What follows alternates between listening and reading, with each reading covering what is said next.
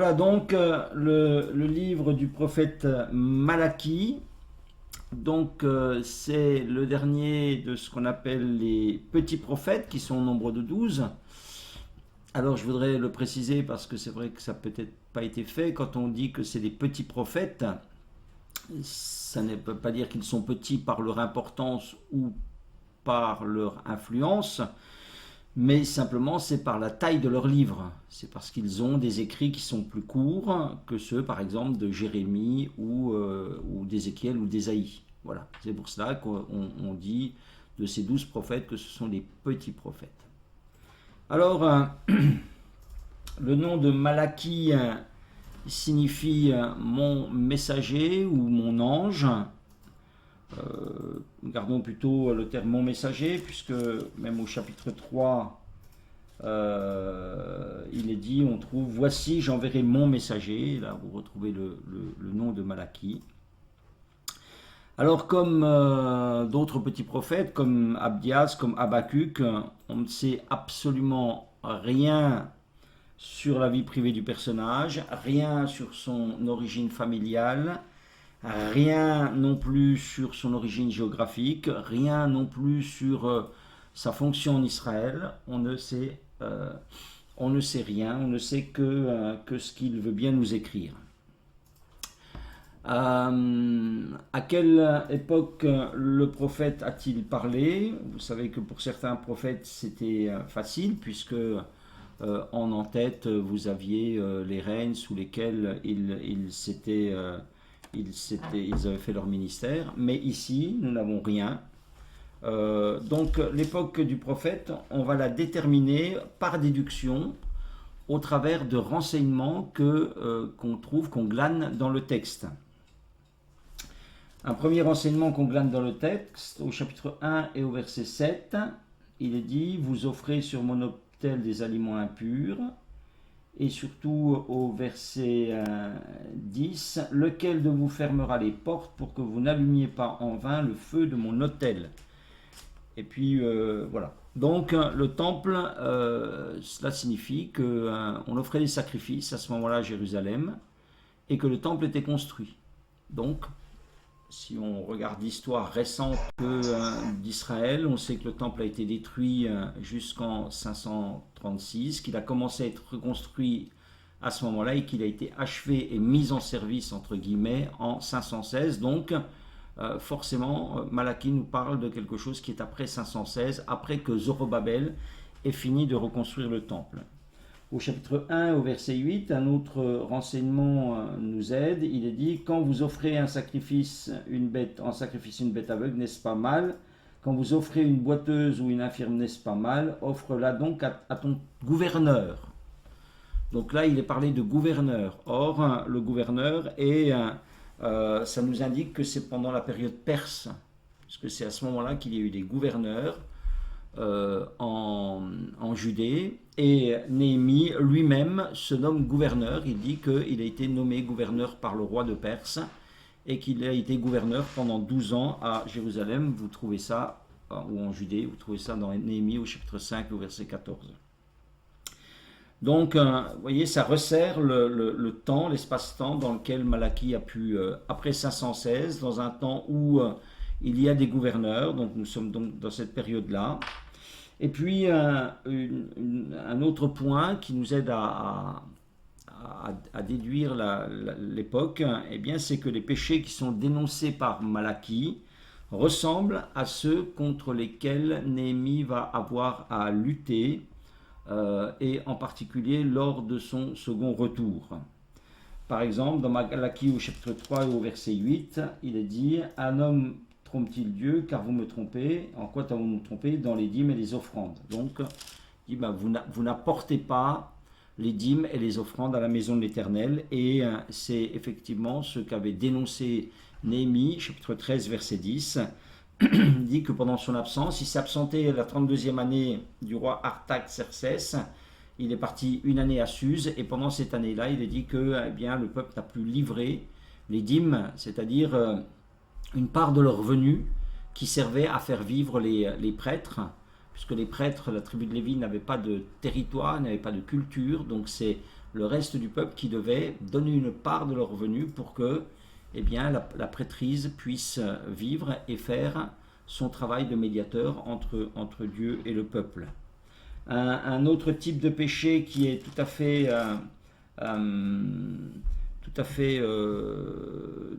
de la même période que Néhémie, c'est la question des femmes étrangères. On avait vu ça chez Néhémie, chez Esdras, le fait que le peuple se divorçait des femmes juives et se mariait avec des femmes étrangères, ce qui entraînait toute une idolâtrie, qui était un interdit dans la loi, parce que eh bien, ça entraînait une dilution de l'identité juive. Et donc dans Malachie aussi, eh bien, vous avez au chapitre 2, toute cette dénonciation, le verset 11, Judas s'est montré infidèle et une abomination a été commise en Israël et à Jérusalem, car Judas a profané ce qui était consacré à l'Éternel, ce qu'aime l'Éternel. Il s'est uni à la fille d'un Dieu étranger et il s'ensuit toute une condamnation aussi du divorce des femmes qui sont répudiées. Donc, pour faire court, on pense généralement que Malachie serait intervenu dans le temps de Néhémie et tout particulièrement dans cette 32e année où, après 12 années de pouvoir à Jérusalem comme gouverneur, Néhémie quitte pendant une année, retourne à Suse, la capitale, certainement voir le roi, rendre des comptes. Et probablement que dans cette année-là, il y a une décadence, il y a un laisser-aller, et puis Malachie eh bien, dénonce tous ses péchés, on va les voir en détail. Et à son retour de Jérusalem, Néhémie à Jérusalem, Néhémie aura à combattre eh bien, cette décadence, ce laisser-aller, et c'est ce que vous trouvez dans le chapitre 13 du livre de Néhémie. Donc, on ne peut pas le situer avec certitude, mais tous ces éléments tendent à montrer que ça s'est passé du temps de Néhémie, et en particulier à ce moment-là. Quel est le message du prophète? Alors, ça commence comme ça, oracle. Oracle. Alors, c'est un mot qu'on trouve au début d'autres prophètes, d'autres petits prophètes en particulier, dans Nahum, dans Habakkuk, chez Zacharie aussi, au milieu de la prophétie de Zacharie, vous avez oracle. Et je vous ai expliqué que ce mot, qui signifie charge, fardeau, eh bien, laisse entrevoir le contenu du message.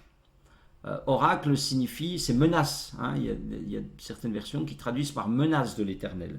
Ça veut dire que le fait de dire oracle, le texte qui va suivre, eh bien, le contenu, ça va être des réprimandes, ça va être des avertissements, plutôt que des encouragements ou de la consolation. Et effectivement, le contenu du livre de Malachie, c'est d'abord et avant tout des réprimandes.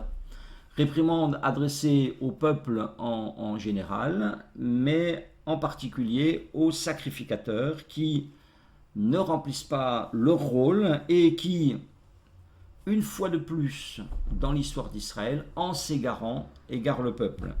À cet égard, je voudrais vous lire ce qui est dit au chapitre 2 et au verset 7, qui résume bien la pensée. Il est dit « Car les lèvres du sacrificateur doivent garder la science, et c'est à sa bouche qu'on demande la loi, parce qu'il est un envoyé de l'Éternel des armées. Mais vous vous êtes écartés de la voie, vous avez fait de la loi une occasion de chute pour plusieurs. » Donc ça, c'est la condamnation. Et le texte continue au verset 9. « Et moi, je vous rendrai méprisable et vil aux yeux de tout le peuple, parce que vous n'avez pas gardé mes voies et que vous avez eu égard à l'apparence des personnes quand vous interprétez la loi. » Donc, ça veut dire quoi? Ça veut dire, sacrificateur, ce qu'on vous demande, vous, c'est d'enseigner le peuple. Lévite, c'est ce qu'on vous demande, c'est d'enseigner le peuple, d'enseigner la loi pour que la bénédiction soit sur le peuple. Mais vous ne l'avez pas fait, et quand vous l'avez fait, vous l'avez fait avec du favoritisme, etc. Donc, en conséquence de quoi, eh bien, qu'est-ce qui va se passer? Puisque, eh bien, vous ne vous êtes pas bien occupé du peuple, eh bien le peuple ne va plus vous donner la dîme pour vous faire vivre. Hein. Ça a été un peu la conséquence. Voilà. Vous n'avez pas enseigné, finalement vous ne les avez pas amenés dans l'obéissance. Eh bien qu'est-ce qui se passe? Le peuple n'est pas dans l'obéissance. Et c'est ce que dit le chapitre 3, verset 8, le peuple n'amène plus la dîme. Donc en fait on voit que les Lévites, les sacrificateurs ont le fruit de leurs inconséquences, quoi. Donc, au travers de Malachie, donc on situe bien au temps de Néhémie, c'est-à-dire lorsque le peuple s'est réinstallé dans le pays, on avait vu cette petite partie qui était restée de territoire sur lequel quelques peut-être 100 000 juifs vivent maintenant. Eh bien, et avec Malachie et avec Néhémie, on a une description et une esquisse assez détaillée de ce qu'est devenu l'état spirituel de ce peuple revenu de la captivité qui est maintenant installé là depuis un siècle. D'accord ? Qu'est-ce qu'ils sont devenus ? Est-ce qu'ils ont compris les leçons du passé ? Est-ce que cette correction de l'exil, est-ce que cette difficulté de la reconstruction, est-ce que ça a produit un reste qui est sain, qui se comporte correctement? Eh bien non, on constate quoi? On constate que les mêmes vieux péchés du peuple attachés au peuple d'Israël sont toujours actifs. On se rend compte que l'exil finalement n'a pas guéri le peuple de ses péchés. Et Malachie donc pointe du doigt ses péchés et il le fait d'une manière très directe. Il dit ce qui ne va pas. Alors quels sont ces péchés? On peut en faire la liste et vous verrez en les entendant, vous direz mais j'ai l'impression que depuis qu'on fait cette étude, depuis qu'on a fait les rois, les rois de Juda, les rois d'Israël, qu'on entend toujours la même chose, vous verrez que effectivement, malgré la correction de l'exil, malgré tout cela, eh bien, ça n'a pas changé. Qu'est-ce qui est reproché? Chapitre 1, verset 6, eh bien Dieu n'est pas honoré, Dieu n'est pas respecté. Chapitre 1, verset 7 à 14, là vous avez quelques versets où il est dit que des sacrifices indignes sont offerts. On offre des aliments impurs. Alors qu'est-ce que c'est que les aliments impurs? Là c'est le verset 7 qui dit « Vous offrez sur mon autel des aliments impurs ». Soit ils sont impurs parce qu'ils sont donnés avec une mauvaise disposition de cœur, ou peut-être parce que ce sont aussi des choses qu'on offre mais qui sont contraires à la loi. Et par exemple, dans la suite du texte, il nous a expliqué que eh bien, ils offraient des bêtes boiteuses ou des bêtes malades. Voilà, ils disaient ça de toute façon on n'en fera rien, on ne pourra pas les vendre, on ne pourra peut-être pas les manger, on va les offrir à Dieu. Voilà. Donc, et ça c'était un péché parce que finalement Dieu était considéré comme un moins que rien. Chapitre 2, le verset 8, le sacerdoce donc est profané, hein, on l'a vu avec ces sacrificateurs qui ne font pas ce qu'ils doivent faire. Le chapitre 2, le verset 9 et chapitre 3, verset 7, eh bien les commandements de Dieu ne sont pas observés.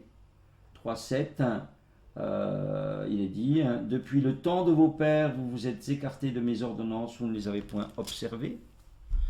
Au chapitre 2, verset 9, la loi, elle est enseignée pour des motifs impurs et avec favoritisme. Vous n'avez pas gardé mes voies et vous avez eu égard à l'apparence des personnes quand vous interprétez la loi. Voilà. C'est un peu à la tête du client, c'est-à-dire que peut-être vous avez une parole dure pour le pauvre, vous avez une parole qui favorise le riche, des choses comme ça, hein, des choses qu'on a déjà rencontrées, quoi. Et puis au chapitre 2, verset 10, autre péché, eh bien c'est le divorce.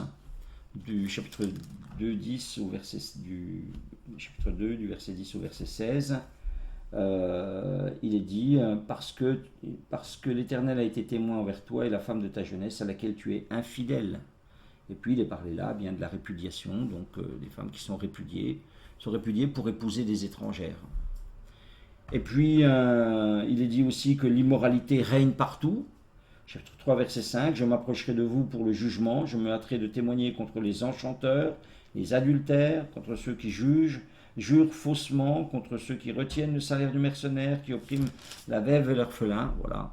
Et puis, en dernier lieu, les dîmes et les offrandes ne sont plus versées.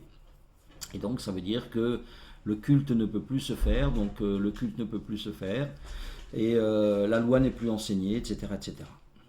Donc, comme je vous l'ai dit, tout cela n'est pas nouveau en Israël. Mais peut-être ce qui est nouveau, en tous les cas, le tragique de cette situation, le tragique de cette situation réside en ce que le peuple est envahi par un esprit de suffisance et ne se rend pas compte combien sa conduite est odieuse, combien sa conduite est éloignée de Dieu, des attentes d'un Dieu juste et saint. C'est ça, je dirais, l'originalité du livre de Malachie, c'est que non seulement Malachie établit les problèmes devant le peuple, et le peuple qui est là dit, mais on ne voit pas où est le problème. Nous, on ne voit pas où est le problème. C'est tout le contenu du livre de Malachie, c'est que le peuple, avec arrogance, conteste les accusations qui sont portées contre lui. Il n'est pas honteux, il ne baisse pas la tête, il ne reconnaît pas ses torts, il ne voit pas où est le mal. Et c'est pour ça que si vous avez lu le texte de Malachie, peut-être vous avez eu du mal un petit peu à mettre de l'ordre un petit peu dans ces 4 chapitres, mais si vous êtes attentif, vous regardez qu'est-ce que c'est que le livre de Malachie? C'est une série de réponses que le prophète adresse au peuple pour répondre à quoi? Pour répondre à des contestations. Malachie, c'est comme si en gros on avait enregistré une réunion publique dans laquelle Malachie dit voilà ce que Dieu vous reproche, et que les gens du peuple disent mais on voit pas où est le problème, prouve-le, prouve ce que tu dis, prouve qu'on a tort, voilà. Et c'est pour ça que lorsque vous lisez le livre de Malachie, vous voyez que il y a des questions qui sont adressées par le peuple à Malachie, qui sont des questions arrogantes et qui sont porteuses donc de tous ces reproches que le peuple finalement fait à Dieu. Et ils ont retourné le truc. Et c'est le peuple qui fait des reproches à Dieu. C'est une série de réflexions qui en général commence par en quoi. Je ne sais pas si vous avez remarqué ça. Mais par exemple, chapitre 1, verset 2, vous dites en quoi nous as-tu aimés? Puis le peuple dit oui, tu dis que Dieu nous aime, mais nous, on ne voit pas. On ne voit pas où est l'amour de Dieu. Chapitre 1, verset 6, vous dites en quoi avons-nous méprisé ton nom? Tu dis qu'on méprise le nom de Dieu, mais on ne voit pas où on fait le mal. Chapitre 1, verset 7, vous dites en quoi t'avons-nous profané? Voilà. Alors, le chapitre 2, le verset 14 dit, et vous dites pourquoi? Vous dites pourquoi? Pourquoi l'Éternel n'agrée-t-il pas nos offrandes? Pourquoi est-ce qu'il n'est pas satisfait de notre culte? Chapitre 2, le verset 17 dit en quoi t'avons-nous fatigué? Dieu dit vous me fatiguez. C'est un peuple qui me fatigue. Il dit mais on ne voit pas en quoi on te fatigue. Et puis au chapitre 3, verset 7, Dieu leur dit mais vous devez revenir à moi pour être bénis. Revenez à moi et je reviendrai à vous. Et vous dites, en quoi devons-nous revenir? On ne voit pas ce qu'on fait de mal. On ne voit pas en quoi on n'obéit pas à ta parole. Et le chapitre 8 dit, vous m'avez trompé. Et le peuple dit, mais en quoi t'avons-nous trompé? En quoi t'avons-nous trompé? Et puis au chapitre 13, vos paroles sont rudes contre moi. Qu'avons-nous dit contre toi, ou en quoi nos paroles sont-elles dures contre toi? Donc vous voyez cette résistance du peuple, cette résistance à la pensée de Dieu, à reconnaître que ils n'ont pas un comportement qui a la gloire de Dieu. Et à ces questions que je vous ai énoncées là, qui sont au nombre de 8, eh bien, viennent s'ajouter en plus des remarques qui sont pleines de mépris. Chapitre 1, verset 12, la table de l'Éternel est souillée ou méprisable. Chapitre 2, verset 17, le peuple dit, mais quiconque fait le mal est bon aux yeux de Dieu. Voilà, on y reviendra encore. Et puis au chapitre 3, verset 14, ce verset que nous avons partagé dimanche, vous avez dit, c'est en vain que l'on sert Dieu. Voilà, servir Dieu, c'est une tristesse, c'est une difficulté, ça ne sert à rien. Donc, voilà le schéma, hein, j'espère que vous me suivez, voilà le schéma du livre. À 8 reprises, l'Éternel conteste avec son peuple. Vous avez il dit, vous dites, ça vous le trouvez 10 fois, vous dites. Et à chaque fois que Dieu accuse le peuple, celui-ci le contredit et exige des preuves. Et on se rend compte que là, le peuple, il est dans une telle position mentale qu'il est hors d'atteinte de toute conviction de péché. Vous avez là les ancêtres des pharisiens que Jésus va rencontrer en Israël. Alors, il est intéressant peut-être pour aller un petit peu plus loin, de voir ce que Dieu répond à cette contestation du peuple.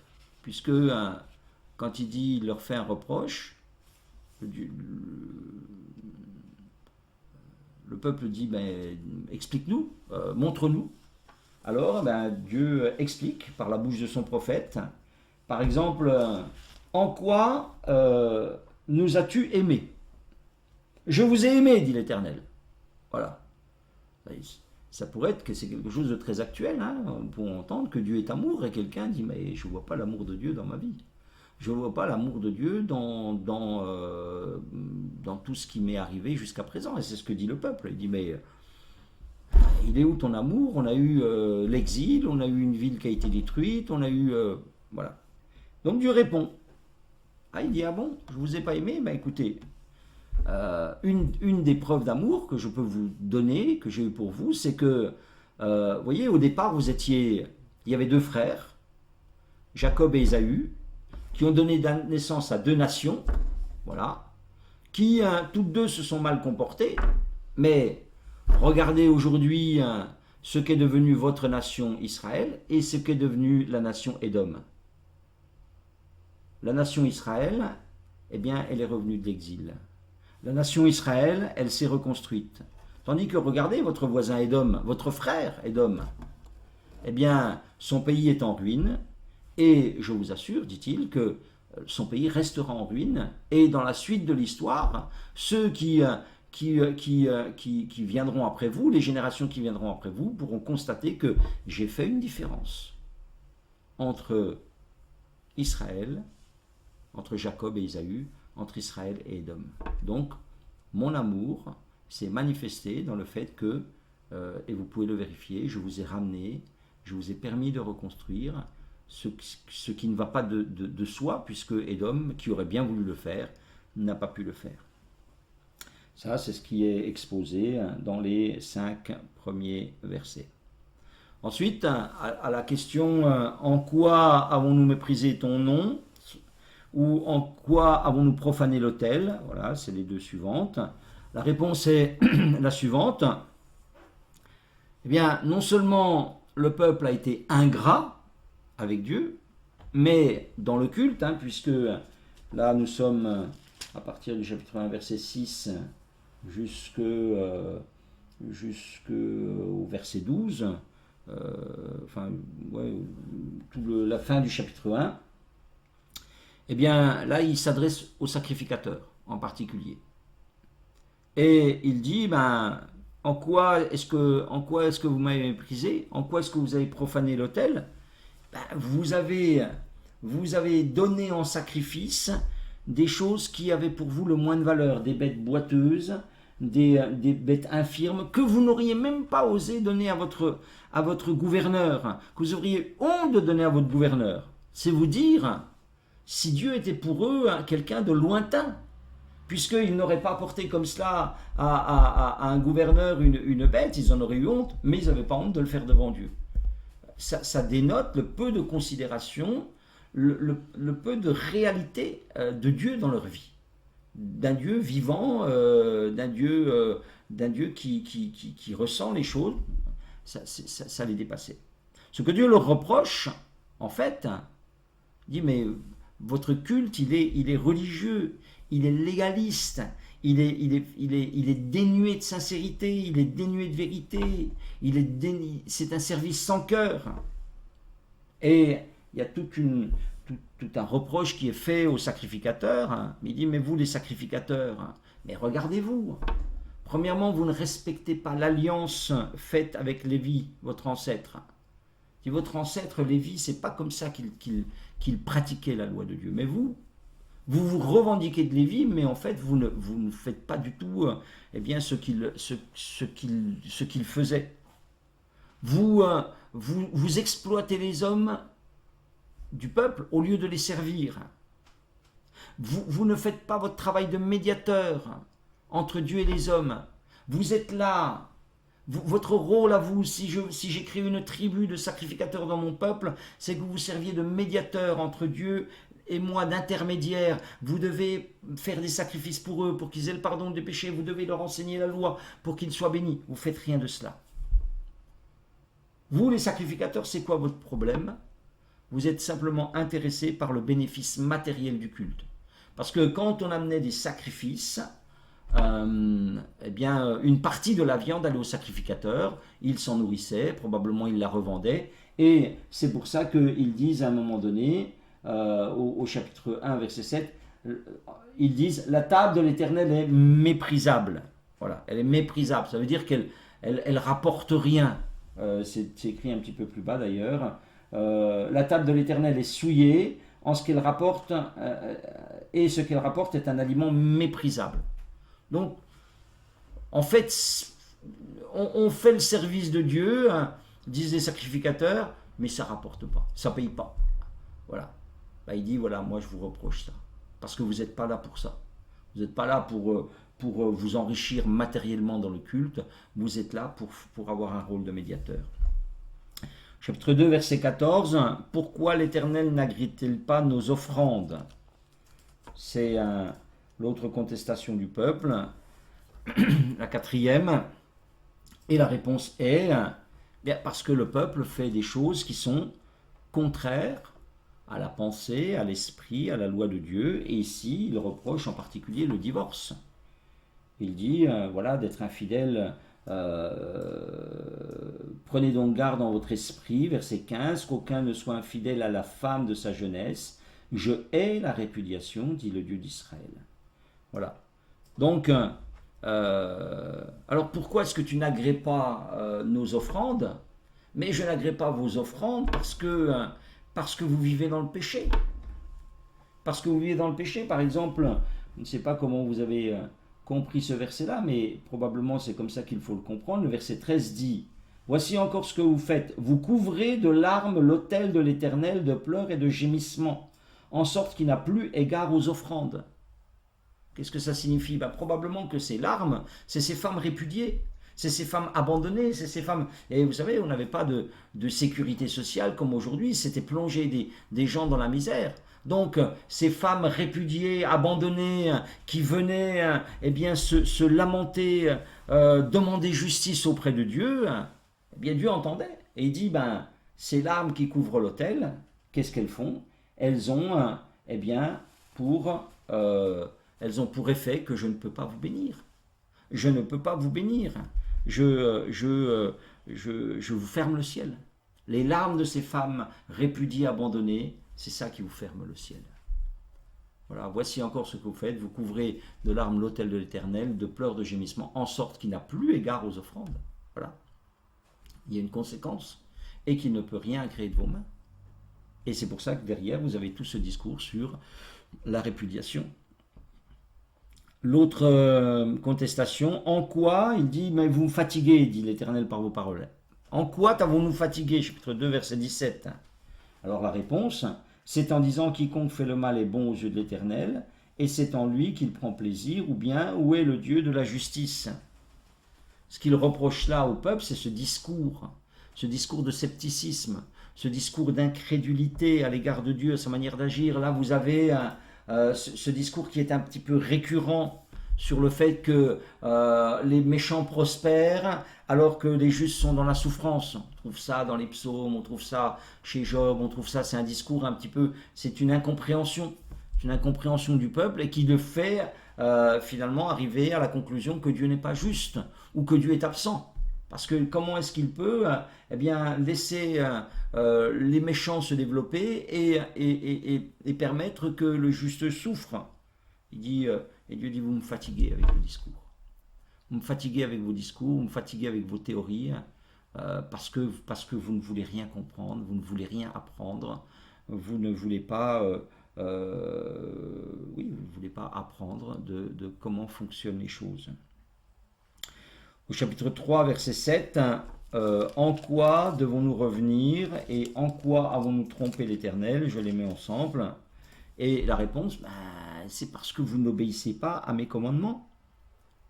Et il dit, et cela est particulièrement visible dans les dîmes et dans les offrandes. Ce n'est particulièrement visible dans les dîmes et dans les offrandes que vous ne livrez pas pour les Lévites et pour les pauvres. Parce que ça ne servait pas seulement pour le culte, mais ça servait aussi à faire vivre les pauvres. Donc ça veut dire que cette pensée de la loi de Dieu, ce fonctionnement du peuple d'Israël, finalement, vous ne le faites pas fonctionner. Un Dieu qui veut s'occuper de la veuve et de l'orphelin, etc., si vous ne versez pas les dîmes, ça n'est pas possible. Vous cassez tout le système social en ne versant pas les dîmes et les offrandes. Et puis, qu'avons-nous dit contre l'Éternel? Eh bien, ils avaient dit que ça ne servait à rien de servir Dieu. Et Dieu leur dit, bien écoutez, vous verrez. Alors, vous verrez la différence. C'est vrai, il y a une différence qui ne se voit pas toujours tout de suite, mais elle finit par se voir, puisqu'il dit là qu'il y a un livre de souvenirs qui est écrit, et pour ceux qui craignent, qui honorent le nom du Seigneur, et qu'un jour, à nouveau, on verra la différence entre celui qui sert et celui qui ne sert pas. Donc voilà le déroulé sur les 3 premiers chapitres. Et puis arrive le 4e. Alors peut-être ceux qui m'écoutent disent, ah mais moi je n'ai que 3 chapitres dans ma Bible. C'est possible. Vous ayez une Bible selon les versions, vous n'ayez que 3 chapitres, et puis il y a des Bibles où il y a 4 chapitres. Alors rassurez-vous, vous avez le même texte, c'est simplement le découpage, simplement certaines Bibles qui ont mis un 4e chapitre. Pourquoi elles ont mis un 4e chapitre? Parce qu'elles se sont inspirées d'un découpage de ce qu'on appelle la Vulgate. La Vulgate, c'est une traduction latine qui date du 4e siècle après Jésus-Christ. Et ces gens-là, quand ils ont repris le texte hébreu, donc dans le texte hébreu, c'est découpé en 3 chapitres seulement. Ils ont découpé en 4 chapitres. Pourquoi? Parce qu'ils ont considéré certainement que les 6 derniers chapitres étaient plus dans le même ton, c'était plus se développer contestation, réponse. Et puis ils ont mis un chapitre 4 dans lequel, eh bien, maintenant on voit le message d'espérance que Dieu adresse quand même au reste fidèle. Parce que c'est ça qu'on trouve dans le chapitre 4, c'est le message d'espérance, et ce message d'espérance, c'est que le jour de l'Éternel vient. Voici le jour vient. Alors ce jour de l'Éternel, qui est c'est une thématique, c'est une thématique de tous les prophètes depuis les premiers, depuis Ésaïe. On parle du jour de l'Éternel, et vous avez ici, vous savez, c'est comme je vous avais dit, c'est comme un thème auquel on ajoute des renseignements au fur et à mesure. Et puis ici, sur le jour de l'Éternel, eh bien, Malachie va ajouter, je dirais, les derniers renseignements pour que nous sachions ce que c'est que ce jour de l'Éternel. Alors, eh bien, ce jour de l'Éternel, qu'est-ce qu'il sera? Il sera différent pour les méchants et pour les fidèles. Il sera terrible pour les méchants et il sera heureux pour les fidèles.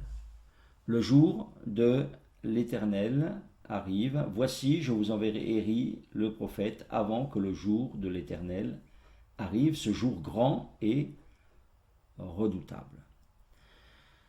Alors, parlons un petit peu de ce que nous apprend Malachie sur le jour de l'Éternel. Il nous dit des choses précieuses et intéressantes. Il nous dit ici, et c'est ainsi que va se finir la prophétie, et ensuite, après, vous aurez 400 ans de silence jusqu'à ce que vienne Jésus-Christ. Et la première chose qu'il nous apprend, c'est que pour préparer le jour de l'Éternel, Dieu enverra un messager. Voici, je vous enverrai, verset 5, Élie, le prophète, avant que le jour de l'Éternel arrive, ce jour grand et redoutable. Dieu enverra un messager qui sera un nouvel Élie, dont la mission sera un appel à la repentance. Il ramènera le cœur des pères à leurs enfants et le cœur des enfants à leurs pères, de peur que je ne vienne frapper le pays d'interdit. Alors, qui était cet Élie? Alors cet Élie, c'est, on vous dit encore autrement, cette prophétie-là du jour de l'Éternel, elle va avoir un double accomplissement. Il semble qu'il y ait un double accomplissement de cette prophétie, parce que Élie, c'est d'abord Jean-Baptiste. Élie, c'est d'abord Jean-Baptiste. Voilà comment se termine le texte. Il ramènera le cœur des pères à leurs enfants et le cœur des enfants à leurs pères. Et puis, quand Jean-Baptiste, qui naît 6 mois avant Jésus-Christ et qu'il va être le précurseur, donc le messager précurseur de Jésus-Christ, au chapitre 1 et au verset 17, il est dit « Il marchera devant Dieu avec l'esprit et la puissance d'Élie pour ramener les cœurs des pères vers les enfants et les rebelles à la sagesse des justes afin de préparer au Seigneur un peuple bien disposé. » Donc là, tac, ça fait le lien, ça raccroche finalement ce personnage Jean-Baptiste avec les derniers mots du prophète Malachie. Et puis,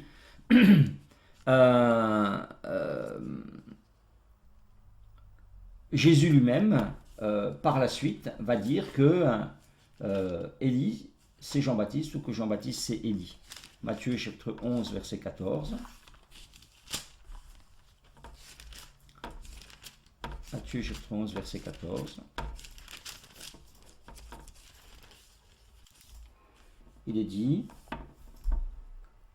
et si vous voulez le comprendre, c'est lui qui est l'Élie qui devait venir. Donc il parle juste de Jean-Baptiste au verset 11. Et puis il le dit encore, Matthieu 17, verset 11. Matthieu 17, verset 11, il est dit, il répondit, il est vrai qu'Élie doit venir et rétablir toutes choses, mais je vous le dis, Élie est déjà venu, et ils ne l'ont pas reconnu, et ils l'ont traité comme ils l'ont voulu. De même, le Fils de l'homme souffrira de leur part. Les disciples comprirent alors qu'il leur parlait de Jean-Baptiste. Voilà. Donc, le Nouveau Testament, les évangiles, d'une manière très claire, très formelle, nous disent que c'est Élie de Malachie, c'était Jean-Baptiste. Mais pas complètement. Et c'est peut-être pour ça que lorsqu'on va demander à Jean-Baptiste, les pharisiens vont lui demander « Mais est-ce que tu es Élie ?» Jean-Baptiste dit « Non, je ne suis pas Élie. » Voilà. Alors, du mal à... Des fois, on a trouvé une contradiction entre la déclaration de Jean-Baptiste et puis la déclaration de Jésus. Mais probablement que l'explication est dans le fait que je ne suis pas totalement Élie. Oui, je m'identifie à certains aspects d'Élie, mais il va venir un autre Élie. Et dans le livre de l'Apocalypse, lorsque viendra à la deuxième venue de Jésus, parce que quand Jésus est venu la première fois, ça n'a pas été un jour grand et redoutable. Les choses terribles annoncées ne se sont pas manifestées. Donc, l'Élie qui est annoncé par Malachie, en fait, c'est un Élie qui vient en deux fois. Il vient une fois sous la forme de Jean-Baptiste et il annonce la première venue de Jésus. Mais lorsque Jésus va venir la deuxième fois, il y aura à nouveau un précurseur qui aura aussi la puissance et la manifestation d'Élie. Vous trouvez ça dans Apocalypse au chapitre 11 et au verset 3. Il est dit, je donnerai à mes deux témoins le pouvoir de prophétiser, revêtus de sac pendant 1260 jours. Là, on est en plein dans la période de l'Antéchrist. Ce sont les deux oliviers, les deux chandeliers qui se tiennent devant le Seigneur de la terre. Si quelqu'un veut leur faire du mal, du feu sort de leur bouche et dévore leurs ennemis. Si quelqu'un veut leur faire du mal, il faut qu'ils soient tués de cette manière. Ils ont le pouvoir de fermer le ciel afin qu'il ne tombe point de pluie pendant les jours de leur prophétie. Voilà qui nous rappelle eh bien, le comportement et la manière d'agir d'Élie. Donc, le jour grand et le jour de l'Éternel, en fait, c'est quelque chose qui se découpe en deux, si vous voulez, si je peux vous expliquer les choses autrement. Le jour de l'Éternel, c'est déjà la venue de Jésus, dans sa première venue, et c'est aussi la venue de Jésus à la fin des temps. Et à chaque fois, il y a besoin d'un messager, de précurseur. Ici, Jean-Baptiste. Dans l'Apocalypse, ce seront deux prophètes qui prépareront le terrain, qui prépareront le peuple, comme on l'a lu, afin de préparer au peuple un peuple bien disposé. Pourquoi ? Pour que le peuple, préparé par les précurseurs, puisse, de cette venue, de ce jour de l'Éternel, recevoir de la grâce et non de la colère. D'accord ? Donc ça, c'est une des premières choses qu'on retire là de Malachie chapitre 4, versets 5 et 6. On retient aussi que le Messie donc, viendra soudainement et très vite après l'apparition du messager. Au chapitre 3, verset 1, « Voici, j'enverrai mon messager, il préparera le chemin devant moi. » Et vous faire remarquer que ça, c'est exactement les paroles qui sont attribuées au ministère de Jean-Baptiste. Il prépare le chemin devant moi. Et soudain entrera dans son temple le Seigneur que vous cherchez. Et le messager de l'alliance que vous désirez, le messager de l'alliance, là, c'est Jésus. Voilà. Donc, il nous dit que quand le messager sera là, en même temps, le Seigneur sera là. Et il rentrera dans le temple. Et là, on a une image de ce que Jésus va faire. Il rentrera dans le temple pour le purifier, il est dit là. Et c'est ce que, je dirais, dans la première venue, le Seigneur Jésus va faire. Il rentrera dans le temple, il va chasser les vendeurs, il va symboliquement purifier le temple, mais ça sera fait d'une manière définitive et totale à la seconde venue. Et puis, il nous dit encore Malachie au sujet du jour de l'Éternel, qui est donc la venue du Seigneur. Il est dit, chapitre 4, verset 2, « Mais pour vous qui craignez mon nom, se lèvera le soleil de la justice, et la guérison sera sous ses ailes. » Voilà. Au jour de l'Éternel, le Messie se lèvera comme le soleil de justice. Alors, ce n'est pas expressément ce qui s'est produit à la première venue. C'est ça qui nous fait dire aussi que le jour de l'Éternel, c'est quelque chose qui reste à venir. Mais à la première venue, le peuple va déjà goûter ce soleil de justice. D'ailleurs, dans Luc, au chapitre 1, verset 78, parlant de Jésus, il est dit qu'il est appelé le soleil de levant qui nous a visités d'en haut. Et on sait que dans son ministère, eh bien, il y a eu la guérison qui sortait du Seigneur. Donc, je veux dire par là, c'est que Malachie se termine avec un message d'espérance, un message de messianique, ce qu'on appelle messianique, c'est-à-dire d'annonce de la venue de Jésus, du Messie, et surtout de son précurseur ou de ses précurseurs. Et on le voit bien quand on lit dans les évangiles que eh bien, tout n'a pas été réalisé à la première venue. Voilà. Et donc, ça va se réaliser quand Jésus reviendra ensuite. Voilà pour ce qui est du topo, de ce qu'on peut faire du prophète Malachie. J'ai l'habitude de finir avec des applications de ce texte pour aujourd'hui, en quoi il peut nous parler, en quoi il porte un message pour nous. Alors j'ai relevé plusieurs choses. D'abord, lorsque nous regardons les contestations que le peuple adresse à Dieu, je crois qu'on peut y retrouver sans peine nos propres contestations. Qui n'a pas dit mais où est l'amour de Dieu? Je ne vois pas l'amour de Dieu dans ce qui m'arrive. je ne vois pas pourquoi Dieu ne me répond pas. Je ne vois pas pourquoi je trouve qu'on est mal payé pour notre service. Voilà, ça c'est des pensées c'est les pensées du peuple au temps de Malachie, c'est les pensées des chrétiens encore aujourd'hui. Ça nous montre quoi? Ça nous montre, et puis je pourrais toutes les prendre hein, si je voulais, ça nous montre que ces contestations, elles sont permanentes dans le cœur de l'homme. Elles sont viscéralement attachées au cœur de l'homme et qu'elles ne disparaissent pas facilement du cœur du croyant, quoi que Dieu puisse faire. Quelles que soient finalement les manifestations glorieuses que Dieu peut faire, ce sont quand même des choses qui sont quand même profondément attachées dans nos cœurs. Nous sommes prompts à contester, à trouver anormal eh bien, d'être dans l'épreuve, etc. etc. C'est dans notre nature, hein, c'est dans notre nature. Et allant plus loin sur ce point, je me dis que le fait que finalement la Bible soit un tel miroir sur nos façons de penser à 2500 ans d'écart, hein, eh bien ça devrait au contraire nous donner de la foi dans les Écritures hein, et parce qu'elles nous font réaliser que le cœur de l'homme il est le même et que finalement la conclusion de tout ça c'est que le problème il n'est pas en Dieu, il est chez nous. Il est chez nous, il est dans cette incrédulité très forte qui est dans notre nature. Ça, c'est une première application qu'on peut faire eh bien, de cette ambiance générale qui est là au temps de Malachie. Une autre leçon, c'est aussi qu'on doit retirer, c'est que pour Dieu, la forme extérieure du culte est insuffisante. Voilà. Et c'est Dieu...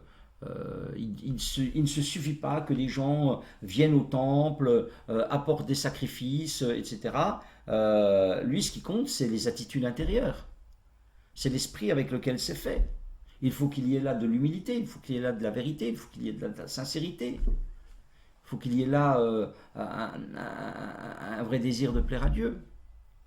Dieu cherche, le Nouveau Testament va nous dire Dieu cherche des adorateurs en esprit et en vérité. Ça veut dire que si on prend l'équivalent avec nous, Dieu ne se satisfait pas qu'on vienne s'asseoir dans une église le dimanche et puis qu'on applaudisse le Seigneur ou qu'on lève les bras. C'est qu'est-ce qu'il y a derrière? Quelle est ma vie derrière? Quelle est ma conception de Dieu? Est-ce que c'est un Dieu qui est proche ou est-ce que, ben oui, moi je suis là parce que j'ai mon culte formaliste, mais en réalité, voilà, dans mon comportement, dans ma manière peut-être de parler à mon frère, ma soeur, je montre que Dieu est très loin. J'ai pas la crainte de Dieu. C'est d'ailleurs l'autre thème qui est là et qui est aussi un terme équivalent pour nous. Ce qui est rappelé souvent ici dans Malachie, c'est la valeur de la crainte de Dieu. Chapitre 1, verset 6, il est dit « Si je suis maître, où est la crainte qu'on a de moi ?» Ou encore au chapitre 3, au verset 5, il dit qu'ils font tort à l'étranger et ne craignent pas. Ou au chapitre 3, au verset 16, il est dit « Alors ceux qui craignent l'Éternel se parlèrent l'un à l'autre. L'Éternel fut attentif. Un livre de souvenirs fut écrit pour ceux qui craignent l'Éternel. » Au chapitre 4, verset 2, il est dit « Mais pour vous qui craignez mon nom, se lèvera le soleil de justice. » Voilà. C'est un marqueur important, ça. Depuis longtemps, l'Écriture a dit « La crainte de l'Éternel est le commencement de la sagesse. » Voilà. C'est un marqueur important de notre vie spirituelle. Est-ce que j'ai la crainte de Dieu? Est-ce que ce que je fais, ce que je dis, la manière dont je conduis ma vie, la manière dont je me comporte à l'église, à l'extérieur de l'église, est-ce que c'est marqué du sceau de la crainte de Dieu? Une crainte respectueuse. Pas question là d'avoir peur, hein, mais c'est une crainte respectueuse qui nous rend obéissants. Ça, c'est un marqueur qui n'était pas là. Mais il dit que quand la crainte, elle est là, eh bien, Dieu fait une différence pour ceux qui craignent. D'accord? Une autre leçon aussi qui découle de cela, c'est que tout comme le peuple et les sacrificateurs, quand on est satisfait de soi-même, parce que c'était ça finalement leur péché global, hein, c'est qu'ils étaient satisfaits d'eux. satisfaits de leur manière de vivre, de leur manière de se comporter. Voilà. Eh bien, on constate ça, c'est que quand on est satisfait de soi-même, on est généralement insatisfait de Dieu. Vous avez ce paradoxe des gens qui sont très satisfaits d'eux, très imbus d'eux, et très satisfaits d'eux et très insatisfaits de Dieu. Voilà, très insatisfaits de Dieu. On retient aussi de Malachie, c'est quelque chose qui a traversé les siècles jusqu'à nous, c'est qu'un Dieu qui fait une différence. Un Dieu qui fait une différence. Ici, il est dit, il fait une différence pour ceux qui le craignent. Donc, vous verrez de nouveau la différence entre celui qui me sert et celui qui ne me sert pas. Et on se rend compte que c'est notre amour, c'est notre comportement, c'est notre crainte respectueuse qui fera la différence. Et peut-être qu'effectivement, il n'y a pas de grande différence entre mon voisin, peut-être mon cousin, mon frère, dans la chair, dans la famille, mon collègue de travail. Peut-être que même je peux trouver qu'il y a plus de réussite et je peux me dire mais je ne vois pas bien que finalement le fait d'être chrétien me donne un privilège extraordinaire. Mais l'Écriture dit vous verrez de nouveau la différence. Ça veut dire qu'il y aura une grande différence dans le salut. Il y aura une grande différence dans l'enlèvement. Il y a des moments où vraiment la différence, elle sera visible, elle sera patente, elle sera importante. Voilà. Elle n'est pas tout le temps, à tout moment. Mais il y a un moment donné où elle se fera. Vous savez, je pensais comme deux garçons qui sont à l'école toute l'année, qui passent le bac. L'un s'amuse, l'autre travaille sérieusement. Et puis peut-être que, il y en a un celui qui travaille, jalouse l'autre parce que, il trouve que sa vie est plus facile, plus amusante, etc., etc. Et puis on voit pas la différence. On voit pas la différence, même peut-être. Et puis arrivent les examens, et puis là on voit la différence. Et puis quand on va lire, les résultats, on voit peut-être là la différence aussi entre celui qui a travaillé, et celui qui s'est amusé, quoi. Et puis une dernière leçon encore, c'est que la bénédiction, puisque le dernier chapitre, là, le chapitre sur les dîmes, apportez à la maison du trésor toutes les dîmes et qu'il y ait de la nourriture dans ma maison, mettez-moi de la sorte à l'épreuve et vous verrez si je n'ouvre pas pour vous les écluses des cieux. Donc je ne vais pas, comme cela se fait dans certains mouvements ou dans certaines églises, vous dire que votre bénédiction dépend de votre dîme, parce que je ne pense pas réellement, et c'est pas le propos, c'est pas ça l'équivalence qui doit être faite ici. C'est l'équivalence qu'on prend très facilement, mais bon, on doit replacer la dîme dans son contexte de l'époque qui faisait vivre les prêtres, etc., de son fonctionnement d'Israël. Alors je ne dis pas que pas soutenir l'œuvre de Dieu, mais on ne peut pas avoir ce discours très réducteur qu'on peut entendre ici ou là. Mais ce qui nous est quand même dit, le principe qui est là, c'est que la bénédiction est liée à la consécration. D'une manière générale, la bénédiction est liée à la consécration. Ça, c'est quelque chose qui est important de considérer. Et quelqu'un écrit ça, j'ai trouvé cette phrase belle. Celui qui donne à Dieu ce qu'il réclame et accepte ce qu'il promet, voit les trésors de sa grâce s'ouvrir. Voilà. Mais je crois que là, c'est une belle vérité et qui résume bien ce qui est dit ici. En fait, leur problème, c'était surtout une question de consécration. Voilà, ils ne voulaient pas marcher avec Dieu, ils ne voulaient pas se donner à Dieu. Voilà. Vous savez, avant, vous avez des gens qui réduisent tout ça au fait de donner. Mais dans le Nouveau Testament, vous avez un verset qui dit « Ils se sont donnés eux-mêmes ». Voilà. Plus important que de donner, c'est de se donner. Voilà. Amen. Voilà ce que je pouvais vous partager ce soir au travers de ces 4 tout petits chapitres du dernier livre de l'Ancien Testament. Que Dieu soit béni.